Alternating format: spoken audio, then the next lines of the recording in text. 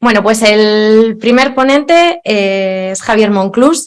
Javier es arquitecto, catedrático de urbanismo en la Universidad de Zaragoza, antes en la Universidad Politécnica de Cataluña. Él es coautor del proyecto de Riberas del Ebro y del plan director de la Expo Zaragoza 2008. Es responsable del plan de acompañamiento de la Expo y autor de numerosas publicaciones sobre teorías urbanísticas y proyectos urbanos y paisajísticos. Asimismo, es director de la revista ZARC y presidente de ISUF, International Seminar on Urban Form Hispanic. Egun on, ongi etorri, Javier, cuando quieras. Gracias. Bueno, pues nada, egun on. Buenos días a todos y a todas. Muchas gracias por la invitación y enhorabuena a los organizadores del curso, porque me parece que es muy interesante por las personas que se reúnen aquí y por muchos motivos, y porque me parece que es una buena ocasión para reflexionar un poco sobre el significado, en este caso, y las potencialidades de los paisajes fluviales y de las intervenciones sobre los paisajes fluviales. Es un lugar común decir que los ríos han sido un factor clave en la historia urbana de las ciudades, en particular de las ciudades europeas, pero de todas las ciudades. Para entender un poco esa relación, es una relación compleja, me parece que es importante adoptar una perspectiva integral. Ahora se decía holística, transversal. En esa línea, digamos, yo creo que es fundamental, y cada vez lo reconocen más personas, tanto desde el punto de vista de la perspectiva histórica del urbanismo para entender lo que ocurre, como para abordar los problemas desde esas visiones transversales, etcétera, ¿no? Saliendo, se decía ahora, perdón, de las trincheras disciplinares, ¿no? Decía el director de la cátedra también, ¿no? Pero eso tanto en la visión de la historia como en la visión del urbanismo y del paisajismo, ¿no? Es importante adoptar esa perspectiva integral, quiere decir atender a la vez a las relaciones entre procesos urbanos y procesos naturales, cual no es una cuestión tan sencilla, porque en cierto modo se puede decir que los ríos, es obvio, que han configurado hasta cierto punto con las ciudades con ríos, y las ciudades a su vez se han adaptado a los ríos, modificando sus características, modificando las características de los ríos. Entonces, esa relación, digamos, está en la base de la historia urbana de casi todas las ciudades que tienen ríos. Es verdad que a menudo las ciudades se han configurado y a veces se han planificado, no es que no se hayan planificado, se han planificado y se han proyectado a veces de espaldas a la naturaleza. Y ahí los problemas que nos encontramos cuando suceden cosas como las de la semana pasada, por ejemplo, que todo el mundo habrá visto en Zaragoza, con esta tormenta supercelular, que la llaman así, no sé muy bien cómo va, pero es tormenta supercelular. Y, en fin, un tema importante también. En cambio, yo creo que es importante insistir en los aspectos positivos de esa relación entre ciudad y río. Entonces, puede ser muy crítico, pero también me parece que es interesante insistir en que las ciudades europeas con ríos son así y son, digamos, atractivas, sobre todo en sus centros urbanos, y no serían tan interesantes y atractivas si no hubiera sido por que durante mucho tiempo se han aplicado una serie de estrategias híbridas urbanas que tienen en cuenta las condicionantes naturales desde hace mucho tiempo, vamos, desde los romanos hasta ahora. Y yo creo que es interesante reconocer esto porque son estrategias que están a caballo entre lo natural y lo artificial. Ahora se decía una cosa muy interesante, esa inquietud del director tanto de la Cátedra UNESCO como director de Planificación Territorial, de esta campaña a veces de demolición de azudes y hasta de puentes, son construcciones artificiales. Bueno, es un tema candente y muy interesante que veremos también pasa en muchas ciudades. Bien, yo simplemente lo que me gustaría hacer aquí, pretendo es simplemente introducir algunos conceptos, algunos elementos que puedan servir un poco para el debate, y como arquitecto urbanista, pues adoptar una perspectiva, me parece amplia, integral, pero también desde el punto de vista urbanístico y paisajístico, desde esa perspectiva. Luego vendrán otros expertos que también desarrollarán su visión diferenciada y creo que complementaria. La intervención plantea una serie de cuestiones que surgen de unas reflexiones teóricas y metodológicas, por un lado, y llevadas a cabo también en paralelo a proyectos y planes sobre distintos frentes fluviales de distintas ciudades, y también algunas experiencias más directas en la ciudad de Zaragoza, en la que he tenido cierta responsabilidad en intervenciones sobre el río Ebro y otros paisajes fluviales.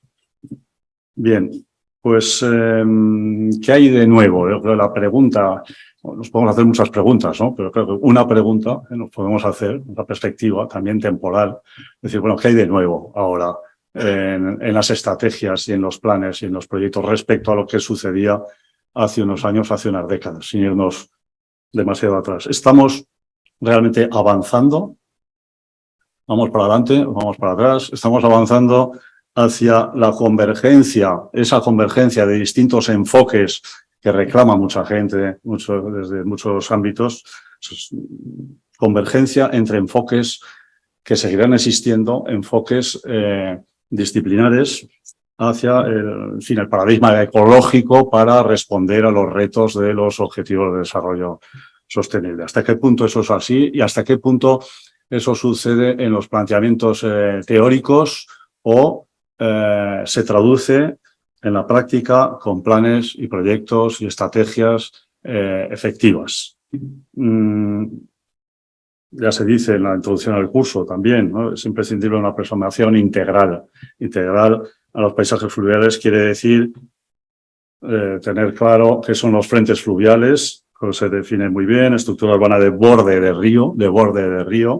También hay una discusión sobre la fachada fluvial, la inundabilidad, el río como el corredor de vida, etcétera. Claro, desde el ámbito teórico, yo creo que es fundamental pues partir de una perspectiva urbanística y paisajística actual. Eso significa tener en cuenta los cambios de paradigma recientes que ya se están produciendo. En una de estas publicaciones, en una nuestra, sobre el tema, digamos, del urbanismo y del paisajismo, subtitulábamos así, decíamos, es difícil sintetizar esos cambios, pero nos parecía que un subtítulo así podía resumirlo: de la cultura del plan al urbanismo paisajístico. O también se podría matizar, pero habría sido más largo, podríamos haberlo subtitulado un libro colectivo, podríamos haber dicho de la confianza excesiva en el plan convencional, en el plan tradicional convencional, al urbanismo paisajístico y ecológico, si se quiere, al ecourbanismo. Un poco esa sería la visión, ¿no? Eso no significa menospreciar los planes urbanísticos, ni mucho menos, sino reforzarlos y entenderlos de otra manera. Bueno, pues la intervención era así, 3 entradas, ¿no? Una reflexión general sobre los procesos urbanos de ciudades y ríos, considerando las fachadas fluviales urbanas, es decir, en los tramos más centrales de las ciudades. Segundo, infraestructuras, planes, proyectos, infraestructura verde y azul para ámbitos fluviales menores o secundarios o periurbanos, cosa de la que se ha hablado menos, o hay menos debate y menos publicaciones. Y en tercer lugar, pues comentarios sobre la experiencia de Zaragoza y la regulación del proyecto de Riberas del Ebro y sistema fluvial urbano y periurbano. Bien. Bajo el concepto de riverfronts o de frentes fluviales y fachadas urbanas se hace referencia a esos ámbitos, digamos, más urbanos, que a veces no son tan fáciles de definir, pero que sí que se puede decir que corresponden a los tramos más centrales de contacto de los ríos con las ciudades de borde fluvial. Entonces, bueno, pues hay muchos trabajos, muchos estudios, muchas publicaciones sobre estos temas, ¿no? Y lo que no abundan tanto son los que tienen esas perspectivas más cruzadas desde esa visión del urbanismo y del paisajismo, donde se analicen las estrategias, el impacto en las ciudades, relaciones con el diseño, con la arquitectura, etcétera. En unas jornadas así, tituladas como esto, sobre ríos y ciudades, hace ya mucho tiempo, en 97, hace casi 30 años, se hicieron en Zaragoza. Mario Gaviria, sociólogo y, digamos, ecologista de referencia ya entonces, durante mucho tiempo, sostenía una tesis que entonces parecía bastante polémica, también en el mundo del ecologismo, en ese contexto. Decía, yo creo que un río, a su paso por la ciudad, es un elemento cultural donde se fusionan la naturaleza y la cultura. Esto se estaba en el contexto de las inminentes intervenciones en el Ebro y en la ciudad en relación con el río, etcétera, ¿no? En realidad, eso que planteaba Mario Gaviria, y hay que entenderlo en ese contexto, está en la base de la tradición ecopaisajística, por lo menos desde los años 60 del siglo pasado, de Jan McHugh y de otros, ¿no? La posibilidad y la necesidad de coexistencia de sistemas naturales, sistemas culturales. Decía Michael Howe, en esto que es referente también, traducido en castellano como Naturaleza y Ciudad, decía, es imprescindible que los alterados procesos naturales dentro de las ciudades se conviertan en el tema central del diseño urbano. Se decía ya en los años 60, 70, etcétera. Es decir, no es una cosa tan reciente. En realidad, lo hablaba Mario Gaviria, se refería a estas cuestiones. Ahora hablamos de paisaje cultural en sentido amplio, como un concepto que incluye aspectos culturales, aspectos simbólicos, incluye la acción, también la actividad humana en un medio natural específico, en este caso los ríos. Esto parece a veces muy obvio, pero a menudo se olvida. Se olvida porque a veces cuando hablamos de riverfronts, o riberas urbanas, frentes fluviales, nos seguimos preguntando si se trata de elementos, que pesan los elementos naturales, pesan los elementos culturales, desde un extremo los que atienden más o se interesan exclusivamente casi por la ciudad, por el frente de la ciudad, del paisaje urbano. Bueno, pues lo otro no interesa mucho si se da la espalda o no de los que consideran sistemas naturales que se asoman al río, pues para unos y para otros casi son fenómenos casi independientes. La lógica urbana, la lógica natural, los procesos urbanos, los procesos naturales. Claro, desde unas visiones más integrales, el paisaje de los frentes fluviales es, parece bastante evidente, un paisaje cultural que incluye, por tanto, lo natural en este sentido. Bueno, esto ya está muy claro desde el ámbito teórico, pero hay que ver cómo se aplica y cómo se entiende. Cuando, por ejemplo, desde la década de los 70 del siglo pasado, aproximadamente, los cambios en los procesos de desindustrialización, de obsolescencia de sistemas industriales, portuarios, etcétera, en muchos lugares, bueno, pues ya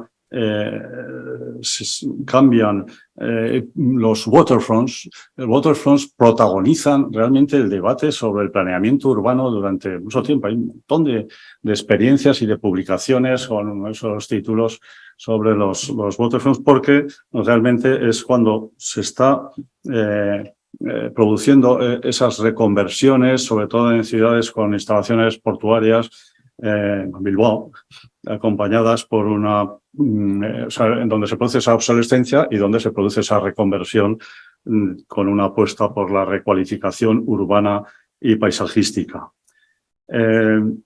Están modelos, hay modelos internacionales, el modelo de Baltimore, antes el más presente en todas. Es importante entender un poco lo que ocurre y también incluso en Estados Unidos, ¿no? Solamente antes, donde este término es tan presente que aparece en todas partes. Aparece ya desde los años 50, cuando se habla del waterfront en Estados Unidos, ¿no? Vamos a ver primero solamente algunas imágenes de esta, ¿no?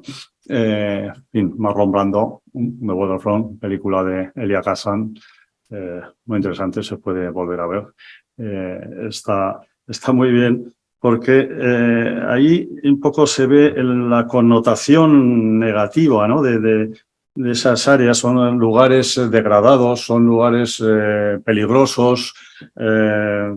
Ahí sucede película entre Nueva York, los muelles de New Jersey, y ahí Marlon Brando pues lo pasa bastante mal con la mafia de New Jersey, la mafia portuaria. En fin, ahí es el argumento de la película, precisamente, bueno, traducida en castellano como La ley del silencio, y me explica muchas cosas. En el diagrama, este de aquí arriba, no vamos a explicarlo, pero es se ha reproducido muchas veces, es una síntesis un poco de esos procesos de separación entre la ciudad, primero ciudad y puerto, pero ciudad y río en general, ¿no? De una relación estrecha en tiempos preindustriales que pasa a una separación, una autonomización y a un alejamiento de las lógicas de los ríos y de los puertos y las lógicas urbanas, ¿no? Por tanto, también, aunque esto primero se ha estudiado más en los ámbitos de enclaves de waterfronts, de ciudades portuarias, también es aplicable, en cierto modo, a las ciudades con río. De otro modo, ¿no? ¿Qué sucede? Bueno, pues en las ciudades con río simplemente no se pueden entender ciudades pues como Londres, como París, como Rotterdam, como Colonia, como Budapest, ciudades europeas, al margen de sus ríos respectivos, al margen de lo que ocurre con el Támesis, el Sena, el Rin o el Danubio. Como en estas ciudades, en el mundo del urbanismo, pues tanto Londres como París, el urbanismo moderno y contemporáneo, por aquí, siempre han sido referentes, laboratorios donde se ha experimentado de todo, ¿no? Entonces, el caso de Londres es realmente muy espectacular. Todavía en esos años 70, sí, había saltado el río, que se dice, como muchas ciudades europeas, el sur, a margen derecha, el South Bank, era casi un enclave, la gente no iba por allí, la gente iba al norte. Ahora todo el mundo va a South Bank o va a la Tate Modern, los turistas van por allí, etcétera. Es un cambio realmente muy espectacular. Lo más notable desde esos años hasta ahora es la extensión de esas actuaciones a lo largo de todo el río del Támesis. En el caso de París, también, con todas las diferencias que se quiera de contexto histórico, de contexto geográfico, de contexto urbano, de todo lo demás, también se puede comprobar una cierta continuidad histórica de las intervenciones en los márgenes del Sena y también de esos procesos de separación por otros motivos. Hay infraestructuras viarias, las autopistas del Sena. Autopistas del Sena que la alcaldesa de París hace poco pues suprimió y ahora ya no hay vías rápidas, que también cada caso es cada caso particular, pero es muy general en muchas ciudades por la sencilla razón de que son los ámbitos donde es más fácil instalar infraestructuras. De manera, en frentes marítimos, frentes fluviales, pues por allí pasan primero ferrocarriles, carreteras, autopistas, infraestructura de todo tipo, lo cual produce una separación y en los años últimos se intenta la recuperación inventándose de todo, suprimiendo las infraestructuras, soterrándolas, pasando por encima, por debajo, como se pueda, ¿no? Bien, esto es muy interesante, en fin, lo que pasa ahora mismo en la zona de Bercy, Tolbiac, en la margen, en el este del Sena, en París, donde hay operaciones extraordinarias. Me parece muy interesante porque, en fin, tratan de coexistir con el río, recualificando, eliminando barreras, etcétera, ¿no? Este tema, por tanto, se puede seguir, son ciclos también, ciclos en distintas ciudades europeas, por no hablar de las norteamericanas. Y lo interesante es ver cómo se van ampliando los objetivos iniciales, se va actuando de otra manera en distintos tramos de los ríos. Podemos ver en Burdeos, podemos ver Lyon, las ciudades francesas, lo podemos ver Rotterdam, o podemos ver también desfases temporales. No sucede en todas las ciudades a la vez. Ciudades como Lisboa, el Tajo, por ejemplo, pues se puede decir que el frente fluvial ha sido recuperado en los años a final de los años 90, concretamente con el impulso de la exposición de 1998, la Exposición Internacional de Lisboa, que permitió pues, la recuperación de esas partes del Tajo, o ciudades españolas como Sevilla, Guadalquivir o Zaragoza con el Ebro, con sendas exposiciones en 92 y en 2008. Lo que interesa destacar, yo creo que es también ver cómo se va asistiendo a un cambio sustancial en las intervenciones sobre los ríos. En el Támesis, claro, antes era la recuperación primero de los tramos centrales, luego del South Bank, estaba ya en el plan de Abercrombie de los años 40 del siglo XX, y luego se va avanzando no solamente actuando sobre el Támesis, la reconversión de los docklands y todo esto, sino que corresponde a un paradigma neoliberal, en fin, muy criticado, pero que supone una transformación sustancial de esas riberas de Támesis, y ahora se amplía a otros ríos tributarios, el Ley, ríos tributarios afluentes del Támesis muy extraordinariamente degradados y donde se producen una serie de intervenciones donde el protagonismo de la dimensión ambiental es evidente frente a lo que ocurría en las intervenciones en los tramos centrales del Támesis.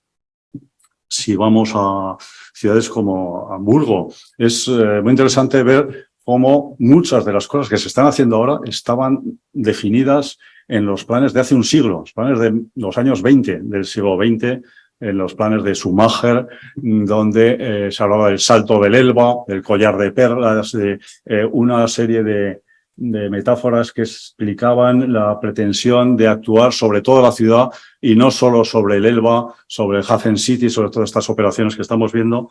Eso también se hace en realidad casi un siglo después y sobre todo con el impulso de las exposiciones IVA e IGA, Exposición Internacional de Arquitectura y Construcción y Exposición Internacional de Jardinería y Paisaje, las dos del año 2013.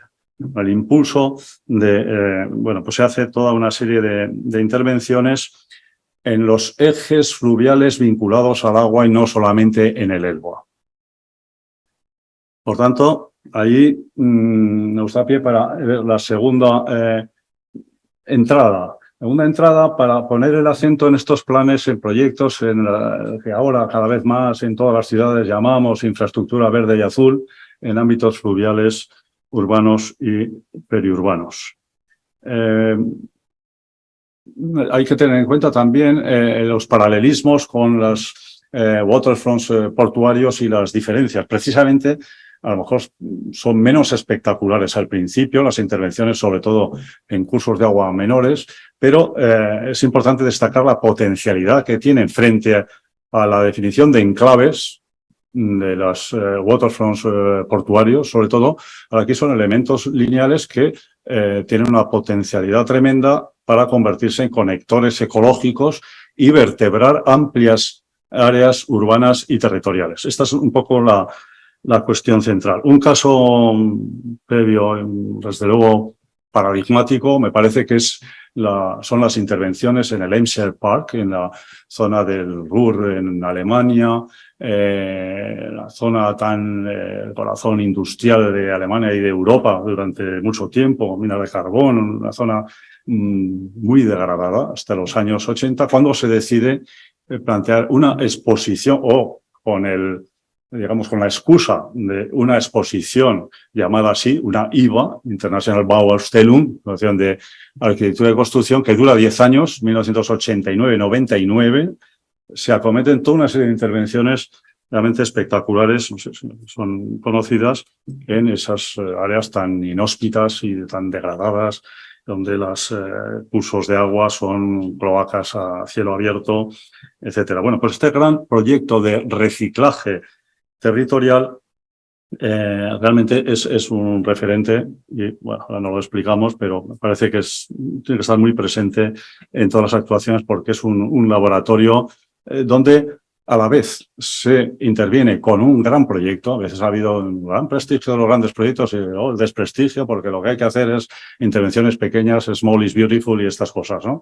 Bueno, pues aquí es la demostración de que en paralelo a un gran proyecto de 100 y pico kilómetros en el Emsel y las fuentes del Ruhr, se plantea también como un sumatorio de 100 y pico intervenciones, proyectos de escala media y de escala pequeña que recualifican todo el sector. Bien, también en un contexto diferente, vamos a algunas ciudades españolas, hemos estudiado también en un proyecto de colaboración con distintas ciudades, 6 ciudades españolas, Madrid, Barcelona, Zaragoza, Valencia, Alicante, Elche y Valladolid, toda una serie de procesos que están sucediendo en las áreas periurbanas. Bueno, esto yo creo que tiene interés para decir que los ríos secundarios o ríos realmente modestos, se puede decir, desde el punto de vista urbano, como el Manzanares en Madrid, se puede comparar con estos ríos europeos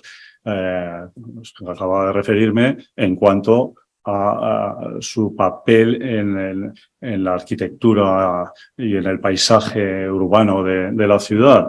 Y en cambio, pues se está demostrando que tienen una gran importancia y un gran papel y cada vez van a tener más en la reconfiguración de la estructura de la ciudad también, ¿no? Para empezar,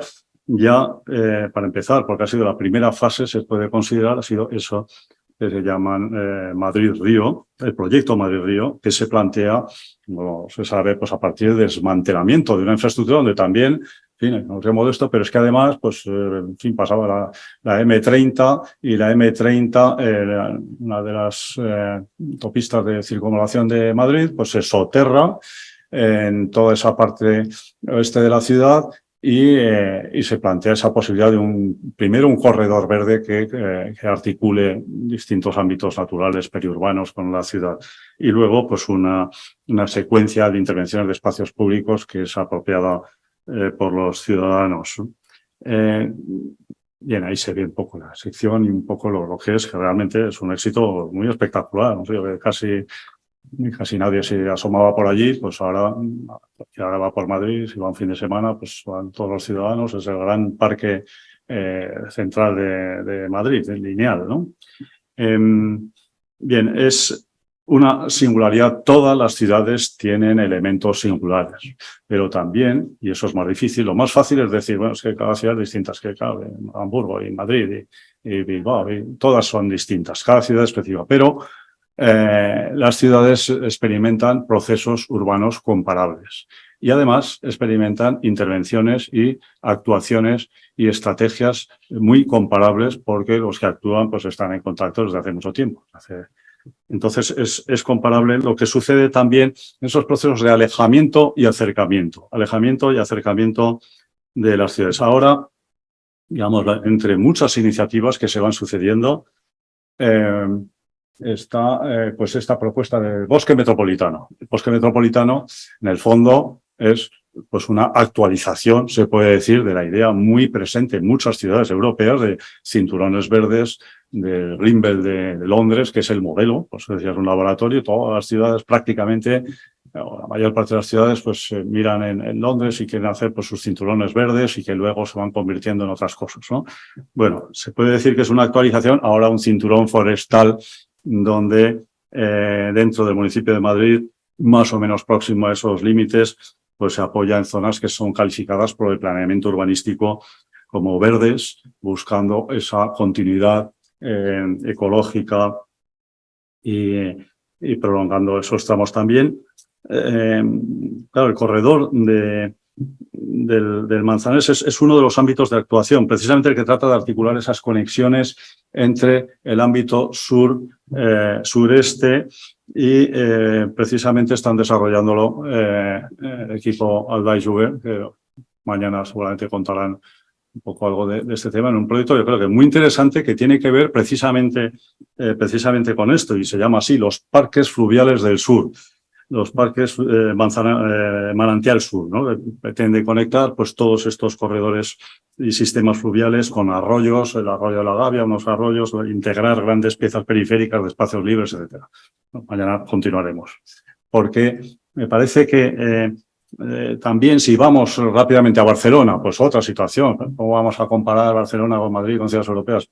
Bueno, pues se puede comparar muchas cosas. Se puede comparar porque evidentemente, el waterfront en Barcelona, pues no hay duda. El waterfront es el frente al mar, ¿no? El frente litoral. Ha sido el objeto de recuperación precisamente pues desde las Olimpiadas del 92 en adelante y una prolongación. Pero, claro, poca gente fuera de Barcelona sabe que además de tener mar, pues hay dos ríos muy modestos que son el río Llobregat y el río Besós. Y estos ríos, claro, tan modestos desde la perspectiva urbanística y paisajística convencional, que no tienen en absoluto un papel relevante en la imagen de la ciudad, se ven, están por ahí, Llobregat y el Besós, en cambio, son conectores ecológicos notables, tienen un papel muy importante, han experimentado también unas transformaciones muy radicales en las últimas décadas. Solamente si vemos aquí el vuelo americano, los vuelos de los años 50 en el Llobregat, arriba en grises y abajo en color, lo que sucede ahora a dos escalas, enseguida se ve, ¿no? Cómo un río también meandriforme se convierte en un río canalizado porque todas las infraestructuras de acceso desde el sur, desde Madrid, desde Zaragoza a Barcelona, pues pasan por ahí, ¿no? Pasan las carreteras, las autopistas, los ferrocarriles, las líneas, todas posibles, y por tanto también se va canalizando y ahí aparece un canal, al final casi, que es el río Llobregat en la actualidad, ¿no? Una fragmentación radical también del paisaje y artificialización de todos estos cursos de agua, etcétera, el encajonamiento, pero que también está dando lugar a una serie de respuestas muy interesantes, porque es una situación muy propia, específica de Barcelona, pero en cambio, bueno, pues es un área muy importante y se ve en Barcelona es la área metropolitana, estamos hablando, la Ciudad Real. La Ciudad Real, el aeropuerto está en el Prat, pero da igual, porque aquí está en Sondica, ¿no? Cerca, es la ciudad de Barcelona y por tanto es un río, digamos, barcelonés. Claro, lo interesante es ver cómo coexisten distintas estrategias, distintos instrumentos y casi todos intentan liderar a los demás, ¿no? Hasta hace poco, bueno, y hasta ahora mismo, se sigue dominando el plan urbanístico, el plan general metropolitano, que se llama PGM, de Barcelona, tiene ahora casi 50 años, es el vigente, 1976.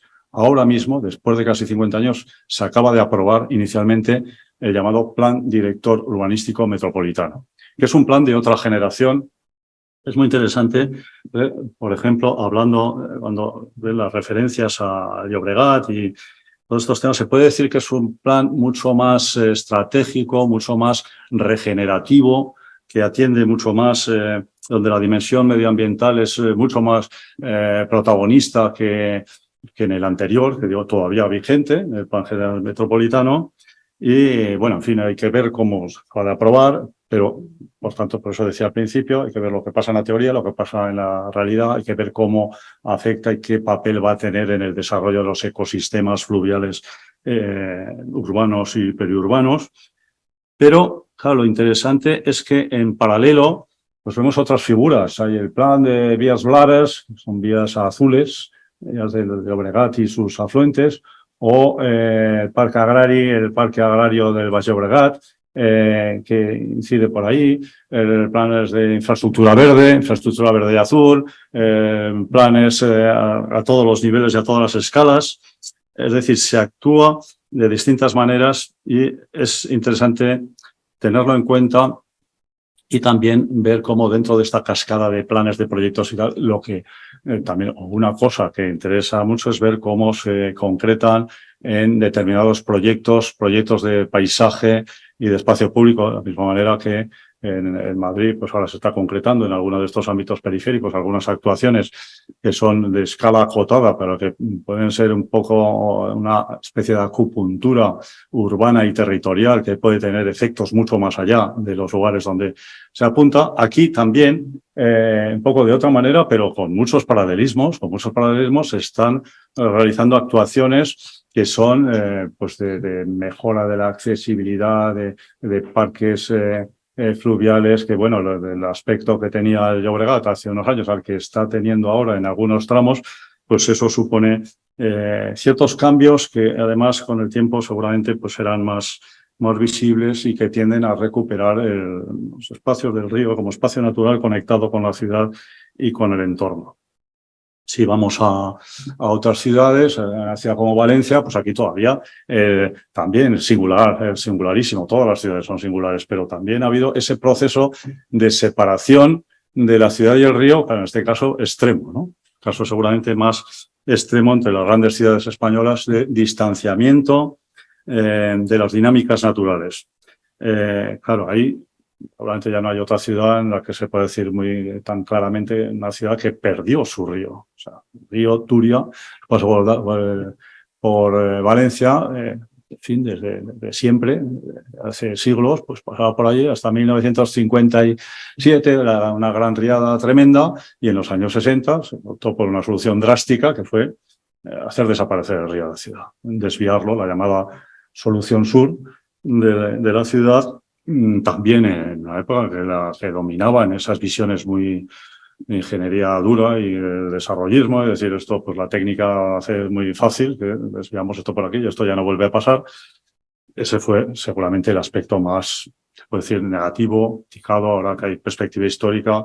Hay gente que dice, bueno, de todas maneras hubo un aspecto muy positivo, eso podía haber sido peor. Es decir, peor quiere decir que el proyecto inicial era el antiguo cauce del Turia, se desviaba, pero el antiguo se convertía en una autopista, una serie de vías rápidas, y eso estaba muy avanzado. Hubo un gran movimiento ciudadano que consiguió revertir y paralizar ese proyecto y reconvertirlo en un parque lineal, en un corredor verde, urbano y metropolitano, muy interesante, muy potente y que ha cambiado sustancialmente la ciudad de Valencia. Bueno, aquí está un poco la paradoja de esas intervenciones naturales, artificiales, etcétera, y realmente pues eso es lo que ha sucedido en la ciudad de Valencia. Pero también, como en otras ciudades, hay toda una serie de instrumentos y de actuaciones, catálogos de paisajes, infraestructuras verdes, y en general todas las figuras que aparecen ahora son figuras que son más sensibles a los valores ecológicos y culturales, no solo del río, de sus afluentes, de la ciudad y de la huerta valenciana, que tiene un valor altísimo como paisaje cultural construido durante siglos, que está amenazado y desapareciendo como consecuencia del desarrollo urbano.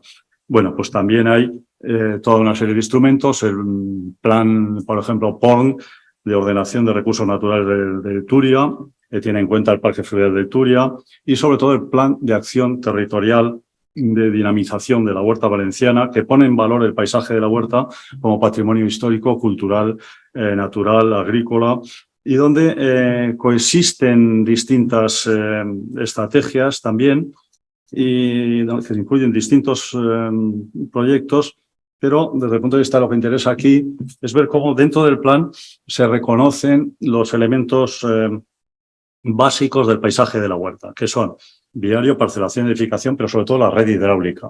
La red hidráulica, que es la que soporta toda la construcción de ese paisaje de la huerta, la red de canales, de acequias, de ramales de agua, etcétera. Y esos son elementos característicos que están presentes en este plan.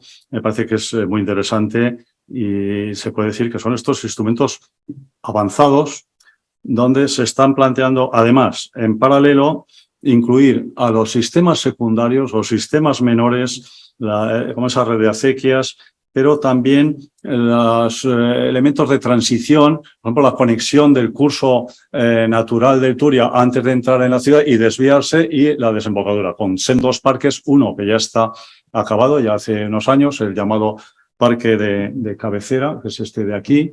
Me parece muy interesante, parque que se construye sobre el antiguo cauce de transición que se había convertido en una escombrera y el destino final pues de vertidos incontrolados, y que se concibe como parte de una intervención que va a unir el brazo natural del Turia con el artificial. Esto al final, claro, no se puede revertir, pues entonces se está planteando eso con la intención de recuperar hasta cierto punto o reinterpretar el carácter originario del río. Y del mismo modo, ahora, hace muy poco, ha planteado un concurso, se acaba de fallar, en la desembocadura y en una situación también pues, más compleja, donde el Turia pues, desemboca cerca de las instalaciones portuarias, pero hay todavía elementos de la huerta por allí, en fin, y que se plantea también en un ámbito de gran fragmentación urbana y periurbana, y tiene todas estas cuestiones. Bien, entonces pasamos al tercer bloque, llegamos a comentar el caso zaragozano, con los cursos de agua, el proyecto de riberas y el sistema fluvial urbano y periurbano. Bueno, ponía ahí los XLM, porque es las tallas de la ropa, grande, medium, large, medium, small, y esto pues es una cosa que se utiliza cada vez más en ámbitos urbanísticos. Desde Reinkulhas son un libro famosísimo que habla de la intervención a todas las escalas, pero que interesa mucho tener en cuenta aquí, como decíamos antes, un poco el lema de entrada en las intervenciones en el Lemscher Park, en Alemania, de esas intervenciones siempre a todas las escalas. Es decir, no solamente se necesita entender que hay que intervenir con perspectivas disciplinares diferentes, integradas, transversales y demás, sino intervenir a distintas escalas, tener en cuenta visiones globales y intervenciones parciales. Ahora veamos en este último caso, el del Turia de Valencia, entender lo que significa el Turia, entender lo que significa la huerta y entender que esas intervenciones que pueden parecer de acupuntura, que se llaman así, utilizando la metáfora de la acupuntura urbana y paisajística, intervenciones puntuales, también hay en cualquier sitio. En Zaragoza pues también es un ejemplo de esto. Se puede decir que también es un laboratorio con sus problemas y con sus también oportunidades análogas, muy diferentes, que sean las ciudades análogas a lo que pasa en otras ciudades. Claro, aquí diríamos la singularidad, pues toda la singularidad. Y todavía más, pues bueno, no sé si más que Valencia o más que Bilbao o más que otra, cada una tiene sus singularidades, ¿no? El tema es, en el caso de Zaragoza, pues bueno, muy espectacular ver lo que se llama un nudo hidrográfico, ¿no? Está el Ebro, pero es un nudo hidrográfico porque aquí se ve la vista satélite, es el Ebro, es el Valle del Ebro, pero desde el Pirineo pues llega el Gállego, ahora abajo el río Huerva y en paralelo el canal imperial de Aragón, que no es un río, pero es un curso de agua tan importante que define toda esta huerta zaragozana desde el siglo XVIII y que viene desde Tudela, que son casi 100 kilómetros. Y además, un río que no se ve allí, que es el Jalón, el que viene del suroeste desde Madrid, digamos, ¿no? Todos esos corredores definen la ciudad y definen también los vectores de crecimiento de la ciudad. Por lo tanto, lo que ha sucedido, muy evidentemente, ha sido el crecimiento, como pasa también en muchas ciudades con corredores fluviales, pero más acentuado seguramente en una ciudad situada en un medio semiárido, que es el Valle Medio del Ebro, y donde desde tiempos de los romanos y de los tiempos islámicos, pues hay una labor constante, un poco pues pasa en Valencia también y en otras ciudades, en esa construcción de la ciudad huerta, de la ciudad donde toda la llanura de inundación y más, porque es la que se deriva todo un sistema de acequias que derivan del canal imperial de Aragón por gravedad hacia el Ebro, pues construyen todo ese territorio, también del Huerva y también del Gállego. Podríamos contar muchas cosas, ver cómo a lo mejor se riegan todavía algunas zonas muy alejadas con aguas que parece que son del Ebro y resulta que son de estos afluentes. La mayor parte no son del Ebro, sino que son de estos afluentes del río, del Gállego sobre todo. Bueno, ahí se ve que si vemos un esquema de crecimiento histórico de la ciudad, prácticamente hasta el último tercio del siglo XX todavía había esa conexión estrecha con estos elementos naturales. Luego se pierde mucho y se puede decir que se va recuperando en cierto modo en cierto modo, hasta cierto punto en unos lugares. Si vemos que el Ebro pues es un río vivo, no hay tantos ríos vivos en España y en Europa porque están muy canalizados la mayor parte. Aquí está canalizado prácticamente la zona más urbana, como se puede ver en esta imagen. Esta imagen corresponde a una de las crecidas extraordinarias del río que se dan periódicamente. Bueno, hay que simplemente, por dar algún dato, ¿no? Hay que tener en cuenta que el río drena aguas arriba de Zaragoza, una cuenca superior a 40.000 kilómetros cuadrados. Y aguas abajo, otros tantos. O sea, 40.000 kilómetros cuadrados quiere decir que cuando se desborda con crecidas, pues es realmente espectacular, muy interesante. Y bueno, contaremos más cosas, pero aquí sí se puede ver cómo entra esa situación natural en una situación pues más artificializada. Artificializada quiere decir urbanizada. Desde los romanos se pusieron en su sitio y construyeron sus muros de defensa. Y como siempre ha habido, y también hay un paralelismo con muchas ciudades con río, esa relación saprófita, se dice, bueno, ambigua, contradictoria, no de amor-odio, sino de atracción y de miedo, ¿no? De defensa frente al río, elemento peligroso, y también de voluntad de acercamiento, de aprovechamiento de los recursos. Es decir, ese doble movimiento que es típico de muchas ciudades en toda Europa y en todo el mundo. Entonces, ahí los paralelismos. Digo que lo más fácil es destacar las especificidades que son más evidentes y las singularidades, ¿no? Bueno, pues ahí, claro, eso produce, junto con elementos que pasan en otras ciudades, que es infraestructuras, el ferrocarril Madrid-Barcelona pasaba por allí cerca de la fachada del río hasta los años 60. Había pocos puentes porque, bueno, durante mucho tiempo había muy pocos puentes. Era un río caudaloso. No se pone caudaloso, quiere decir que puede oscilar, además con muchas oscilaciones de caudal, en el periodo de estiaje 30 metros cúbicos por segundo, en periodos de avenidas ordinarias extraordinarias, pues 2.000 y pico, 3.000 metros cúbicos por segundo. Es decir, esa es la condición hidráulica fundamental. Claro, eso hacía que, unido a muchos otros factores, hacía que esa relación de la ciudad con el río pues era la que comúnmente se dice la ciudad daba la espalda al río. Muchas ciudades daban la espalda al río y, por tanto, pues había que abrir y dar la cara, integrar el río en la ciudad, abrir la ciudad al río. Ese eslogan, se puede decir, es realmente interesante, es internacional y también Open the City to the River, Open the City to the Sea. Recuerdo una vez decía Ignasi Solá Morales, hay que ver cómo estos eslóganes tienen peso en Barcelona, ¿no? Ir la ciudad al mar. Esto se decía desde hacía un siglo y estaba pensado y planificado y proyectado. Esto no es una novedad. Desde los planes de Josselí de principios del siglo XX ya estaba. Sí, ya estaba, pero no se hacía. Entonces se hizo con el impulso de las Olimpiadas de 1992. En Zaragoza también, por supuesto, la idea, la aspiración de dar la cara y no dar la espalda al río estaba desde hacía muchas décadas. Solo se hizo con el impulso, se puede decir hasta con la excusa de la exposición de 2008, porque la exposición se pensó precisamente como catalizador de esta operación.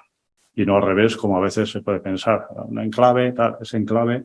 Bueno, ahí se ve un poco, ahora no vamos a describir el proyecto de Riberas, pero sí se puede ver un poco esos diagramas, luego pues la ambición que se plantea desde el primer momento, 2001, proyecto de Riberas, y se integra en el Plan General de Ordenación Urbana del 2002 y prácticamente a la vez es la candidatura a la Expo en París y se concede 2003 y con el Master Plan lo que se hace ya en el proyecto de Riberas, en la margen, en el polo del meandro de Ranillas, que es el meandro de la izquierda al oeste de la ciudad, una situación casi simétrica y otro meandro al este, en ese meandro inundable, como hemos visto totalmente, pues una situación relativamente próxima, periférica, no central, pero pericentral, como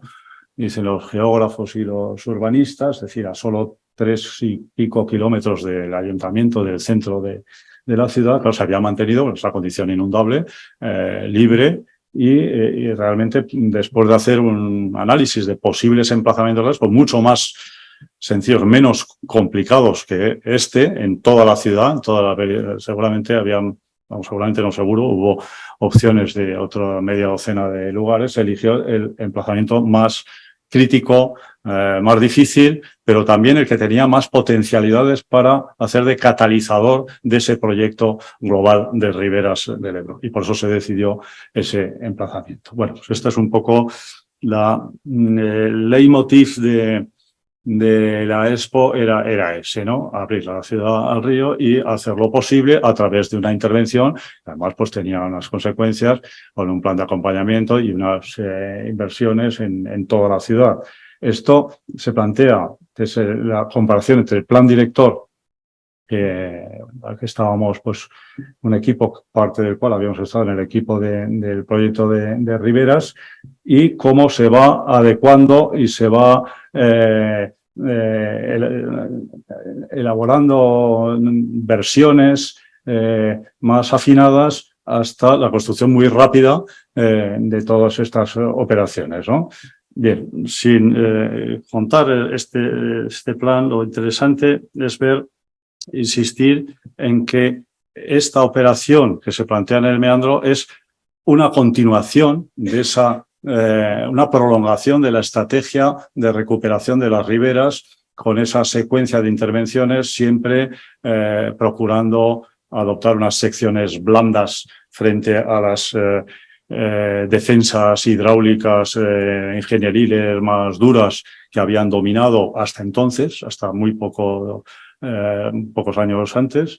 Esto a lo largo de todas las intervenciones en distintos tramos, con distintas soluciones para cada tramo, hasta llegar pues a las operaciones del recinto, que el recinto realmente lo que se ve ahí más construido pues son, pide el Vigor Internacional de Exhibitions, que son 25 hectáreas, y sin embargo pues se optó por una intervención mayor en todo el meandro, que tiene 150 hectáreas, solo para darnos una idea. Que llaman los zaragozanos Parque Grande no llega a 40 hectáreas, entonces son más de 3 veces el llamado Parque Grande de Zaragoza, 150, incluyendo la zona como parque equipado, que ahora son pues instalaciones de parque empresarial y estas cosas así. Entonces, esto también mañana, pues, los autores del proyecto del Parque del Agua lo pueden explicar. Pero un poco lo que quería insistir es que la idea de volver a proyectar con la naturaleza frente a dejarla de lado, digamos, o adoptar soluciones duras, artificiales, muy duras, se plantea tanto en el Ebro como en el parque, como en otros cauces fluviales, donde se intenta, bueno, superar no solamente la situación de degradación anterior, entonces antes y después, sino el acercamiento, sobre todo el acercamiento, quiere decir acercamiento físico de los ciudadanos al río. Durante décadas, o al revés, se puede decir hasta los años 30, había ciudadanos que se acercaban por allí, se bañaban y lo demás. Luego pues se va alejando y se va convirtiendo en un canal que casi la gente solo ve cuando atraviesa los puentes. Con las intervenciones pues aparecen estas imágenes y estas secuencias de acercamiento progresivo al río, ¿no? A la vez coexistiendo con la necesidad de protección que permite que se inunden unas zonas y no pase nada grave, ¿no? Entonces, bueno, simplemente aquí se podía ver también que los distintos tramos, por eso es importante distinguir los tramos más centrales, llevan siglos funcionando, digo, desde los primeros muros de los romanos hasta la actualidad. Entonces, conforme nos vamos alejando del centro hasta las zonas periféricas, evidentemente van dominando las soluciones más blandas, más, se puede decir, seminaturales, porque nunca son naturales del todo, ¿no? Bien, gente, ver un poco, también se pasa, para tener una idea, en el ámbito municipal, la conexión entre las dos orillas. Había hasta 8 puentes, se pasa a 14, es decir, 6 nuevos puentes y pasarelas, más que en un río de estas dimensiones, pues el río era una barrera, muchos barrios era imposible comunicarse y durante mucho tiempo pues había muy pocos puentes en toda la cuenca, ¿no? Hay toda una serie de actuaciones puntuales y hay un tema que es fundamental, que es entender que aquí es un proyecto urbanístico, paisajístico y un proyecto hidráulico. El proyecto hidráulico aquí se ve, yo creo que bastante bien, ¿no? Anterior y posterior ejecución de los proyectos de rivas. Una situación normal, digamos, ni siquiera una avenida extraordinaria, una avenida ordinaria, lo que ocurría y cómo un poco esa situación no solamente se controla, sino que bueno, pues permite organizar estos parques lineales, pasando, y puede parecer pequeños detalles de diseño, por debajo y por encima de los estribos de los puentes en las dos márgenes. Parece una tontería, pero eso requiere, pues requirió en su momento actuaciones bastante afinadas para pasar por puntos donde antes no se podía pasar, simplemente, ¿no? Y permite esa continuidad, ¿no? Si vemos el azud, el llamado azud del Ebro, una presa móvil que se construyó en su momento con una pasarela superior para conseguir una lámina de agua estable para favorecer actividades deportivas y así acercar más la ciudad al río. Es decir, esto era una petición también de asociaciones deportivas y de ciudadanos desde hacía mucho tiempo. Mario Gaviria se tiraba por allí, por el Ebro, con canoas para pedir esto y fue una de las intervenciones más polémicas que tienen que ver, en fin, con esto que se planteaba antes de un poco la dificultad de entender que son elementos urbanos que tienen que respetar la dinámica del río, por eso en este caso son con palas abatibles y que retienen el agua en situaciones de estiaje para permitir una lámina. En fin, hay una muestra de este acercamiento. Aquí está en un congreso internacional celebrado, pues estamos unos cuantos por ahí navegando por el Ebro después de acabar con un congreso como este. Bueno, simplemente decir que el impacto de estas intervenciones va mucho más allá y las pretensiones pues son, y bueno, se plantea por primera vez lo que se llama el Anillo Verde de Zaragoza, que consiste básicamente en unir estos dos cursos de agua, el Ebro por un lado y el Canal Imperial de Aragón, que discurre en paralelo a través de una antigua vía ferroviaria en desuso y ir conformando un cinturón verde, un anillo verde, de unos 30 kilómetros de recorrido. Y bueno, rápidamente, pues pensar que solamente decir el plan de acompañamiento, que puede parecer que iba después, realmente era el plan inicial. Acompañamiento de la Expo quiere decir que se planteaban todas esas operaciones en toda la ciudad y que la Expo lo que tenía que hacer era hacerlas viables y posibles. Por ejemplo, pasar, por dar algún dato, de las 250 hectáreas de zonas verdes, se pasa a 500 y pico, más que se duplica el sistema de espacios libres de la ciudad con el plan de acompañamiento y, bueno, así pues otras infraestructuras también, etcétera, ¿no?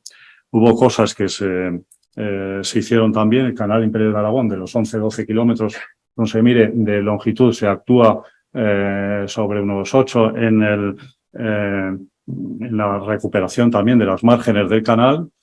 Quedan pendientes algunas actuaciones en el este que se están haciendo ahora. Y esto, pues ahí se ve alguna imagen, también es una petición popular de hace ahora 40 años que los vecinos se lanzan al canal. Quedan 10 minutos, ¿no? Ah, sí. Pues entonces, bueno.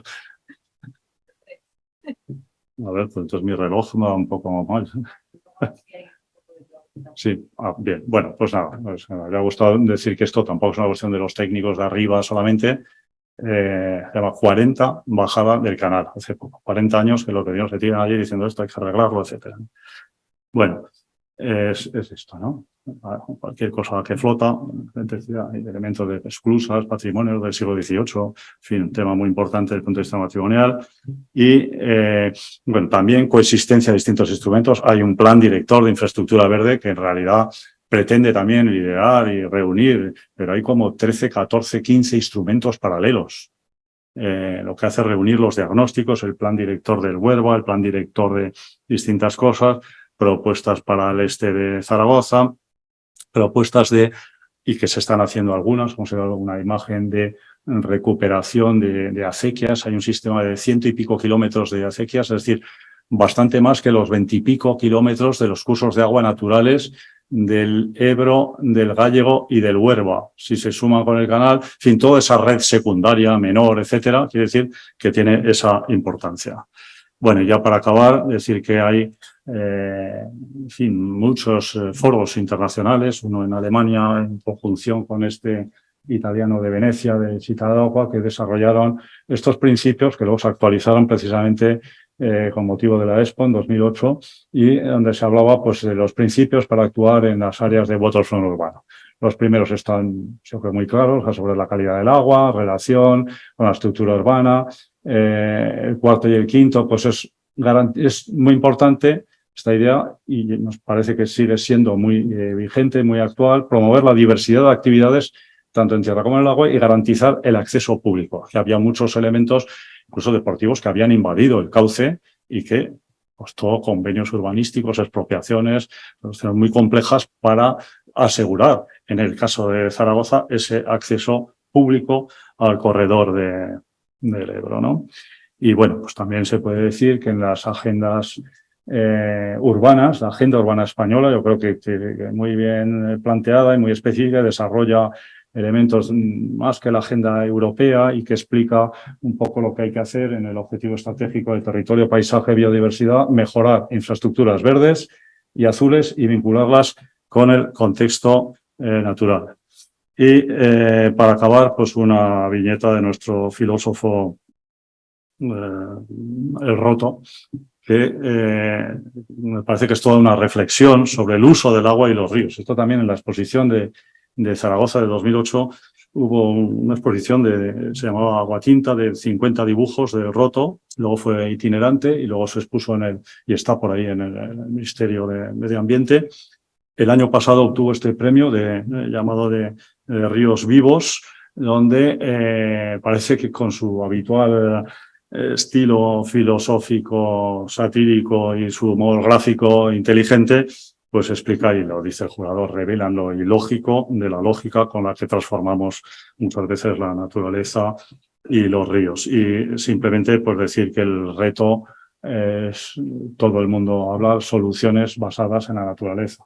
Pero también basadas en la naturaleza quiere decir que serán soluciones híbridas, serán soluciones basadas, pero también, si son urbanas, serán artificiales, combinarán elementos de infraestructura gris que tenderá a ser menos importante con infraestructura verde y con infraestructuras verdes y azules, siempre con la idea, un poco del espíritu, esto que algunos dicen que no explica muy bien, que el Gilles Clement, de la preeminencia de lo vivo, de los ríos vivos sobre lo demás. Y nada, pues esto es lo que quería contar. Gracias.